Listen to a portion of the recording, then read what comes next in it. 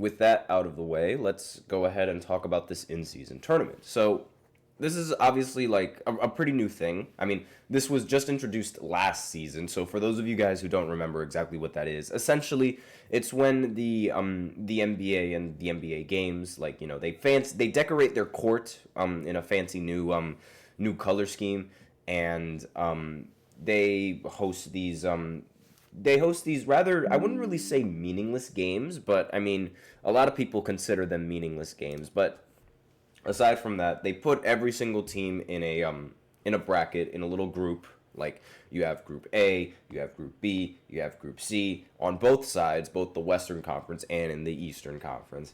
And it's called group play.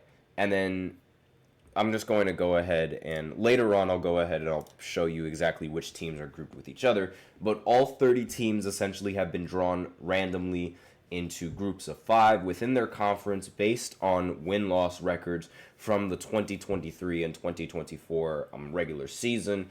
So these games, they begin tonight, and they're going to be continuing all the way throughout Tuesday, December 3rd. Now, why is this a thing? Well, the NBA is sort of trying to give the regular season some more fluff, like more of a reason for people to want to attend some of these games, and trying to make these regular season games a bit more competitive. Because if you guys don't remember from previous years, there have been a lot of NBA players who have been reluctant to play in some of these games early in the season, mainly because they want to avoid injury and stay healthy for the playoffs.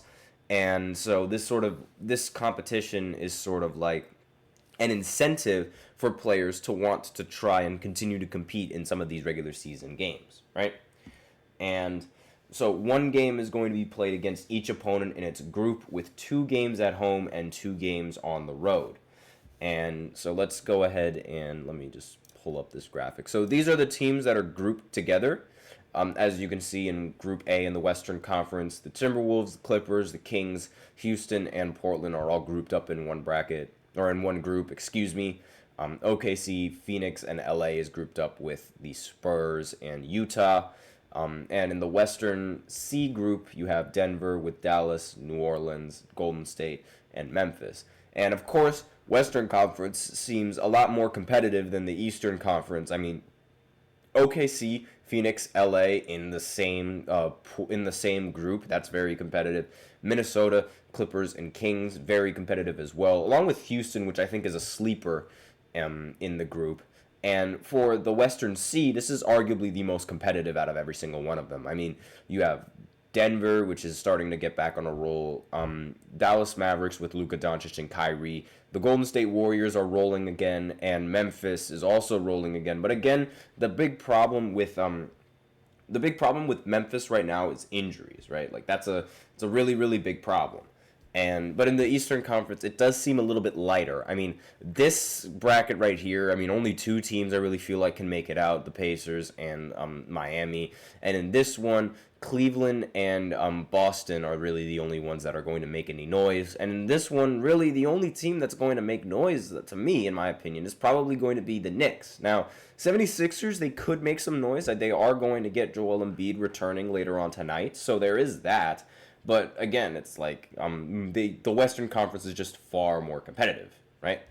So the way that this works is that after the group play is done, there's going to be the knockout rounds. So 8 teams are going to advance into the knockout rounds. The teams with the best standing in the group play is in each of the 6 groups is going to. So the team with the best standings in the groups play in each of the 6 groups, is going to end up playing in this, and then there's going to be 2 wild cards. So a team from each conference with the best record in group play games that finished second in its group. So the knockout rounds will consist of single elimination games in the quarterfinals played in NBA team markets on Tuesday from December 10th all the way to December 11th.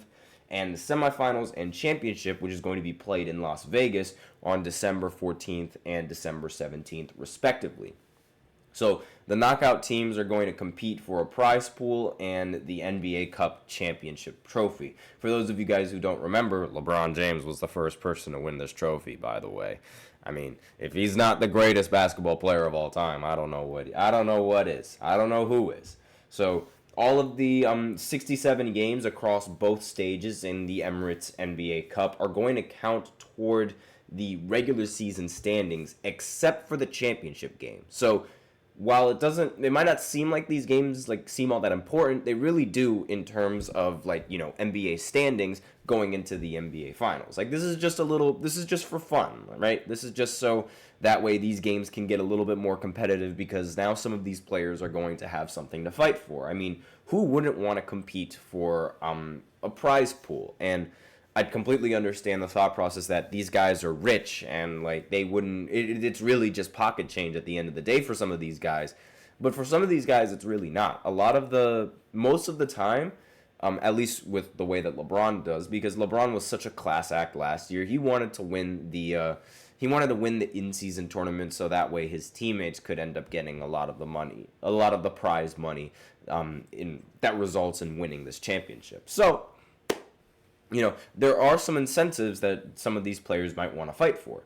Each team is going to continue to play the 82 regular season games in 2024 and 2025, including those games that are part of group play and the knockout rounds. Now, one little issue about these games is the risk of injury, because again, a lot of these players are going to try to be playing a little bit harder than they usually do, and it could lead to some injuries, and it also could lead to some fatigue, especially with because I know the Lakers last year, they sort of had to play an extra game because of that championship. But aside from that, it's all supposed to be fun. 14 games in group play, 2 games on each cup night, and all 7 games in the knockout rounds are going to be televised nationally. And I mean, the Group A play with the draw, to determine each team's opponents in the group play games, the 15 teams in each conference were divided into 3 groups of 5 teams via random drawing. The 6 groups are, as you can see, they're right here on your screen. And before the drawing, each team was placed into a pot based on its record from the prior regular season. In each conference, 1 team from each pot was randomly selected into each of the 3 groups in that conference. The pots were as followed, as you could see on your screen right here. I mean, this is just how it ended up working out towards the end of the day. And so the group play, the way that the group play works, again, like I said, it's going to take place every Tuesday and Friday from November 12th all the way to December 3rd. The only NBA games played on cup nights will be group play games. And group play games will count as regular season games for all intents and purposes, but still it would also allow these teams to advance into their group standings and have a better chance of making it in the tournament, right?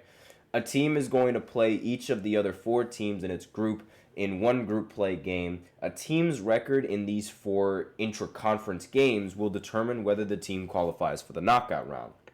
In the event that 2 or more teams are tied within a group, the tie among the teams is going to be broken according to the following tiebreakers. So one of the tiebreakers is going to be head-to-head record in group play, point differential in group play, total points scored in group play, and record from the 2023-2024 NBA regular season. So they're going to go head-to-head, and the record in the group play, that's going to determine who's at number 1. And if there's a tie in that, then there's going to be a point differential. If the point differential is also a tie, then they're going to look at the total points scored. So it goes in that order, by the way.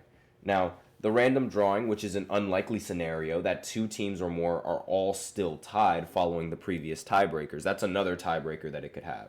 Now, the 8 teams will advance to the knockout rounds. The team with the best standing in group play games in each of the 6 groups and 1 wild card team from each conference. The wild card will be the team from each conference with the best record in the group play games that finished second in its group. And in the event that 2 or more teams are tied for the wild card in a conference, the tie among the teams will be broken following the same tiebreaker protocol as described above. So it's a little bit more complicated than the NBA playoffs and the NBA finals, that I will admit.